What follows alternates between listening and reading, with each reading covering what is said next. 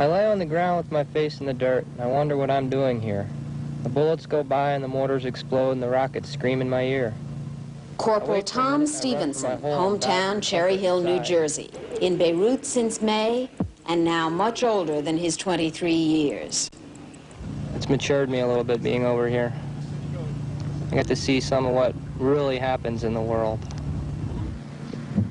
The Americans occupy 3 positions protecting Beirut's airport. Alpha, hugging the runway, the company with 4 men killed in action. Bravo, overlooking the airport, the company taking the most shelling. And Charlie, way out at the end of the runway, the company closest to the Lebanese army troops, the company hit with the heaviest artillery. Corporal Stevenson is company cook. I wait for a minute and I run for my hole and dive to the comfort inside.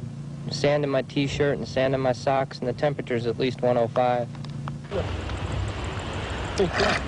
He's not kidding. It's just plain hot here, all the time. Most of everybody's used to the luxury of home, I guess.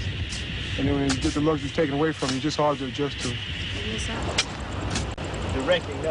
Just over a week ago, it rained shrapnel all over Charlie Company for most of a day and a night. There's only one way to handle shrapnel. See, we got an old saying here in our first platoon. If you want to hide behind the wall, then you must dig behind the wall. So that's what they do. Right now, we're getting a little rest and we're continuing to dig in. The deeper, the better, and we're trying to make it a little more comfortable in our bunkers because it looks like we'll be there for a while.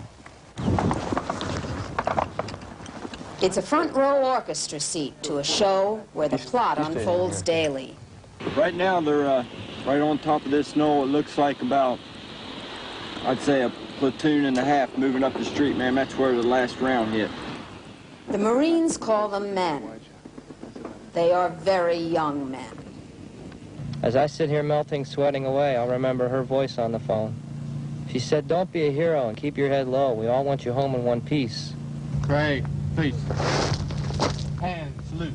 A month ago, all 165 men in Charlie Company would have turned out for this promotion ceremony. But it's dusk now, and the fighting in the mountains is picking up. It always does in the evening. Both, yeah. A lot more responsibility now, huh? Yes, sir. It stays on there, huh? There is a tradition in a corps, long on tradition, for officers above the rank of those promoted to pin the stripes on, so they'll stick. And at sunset,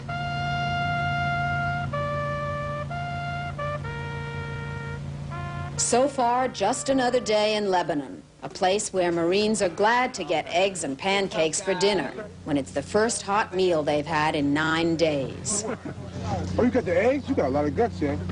Oh, boy, goody goody. Just what I always wanted. Which place is it? Give me the one with the bugs on them, that's it. Meals and mail, pretty big items in a Marine's day. Time to try to forget the fighting. But then there is news of shelling at company headquarters. There are casualties, but no details. We haven't done anything to, hurt anybody. We're just trying to keep the peace, and that somebody just wants to hurt us or provoke us into violence, against whoever's doing this to us. What goes through your mind? Just praying that we'll get through the night safely. Charlie Company is now operating under Condition 1. No lights, everyone under cover. The men in headquarters sit in the dark and talk.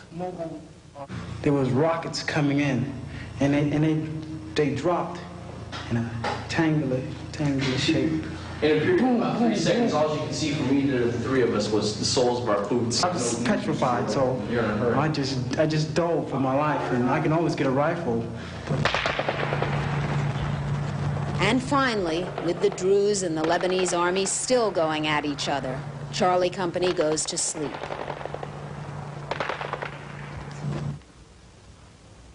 Reveille is at 4:30 a.m., an ungodly hour to get up, save for one thing. It is clear and cool. First cup of coffee in the morning.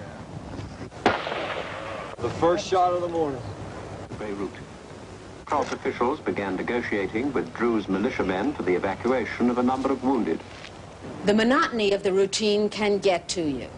A little breakfast, a little work. Write a letter, Chase your dog. Blow off steam. I can't help but wonder why these people fight. I guess diplomacy isn't their style. Bombs or grenades, death and destructions will keep our heads low for a while.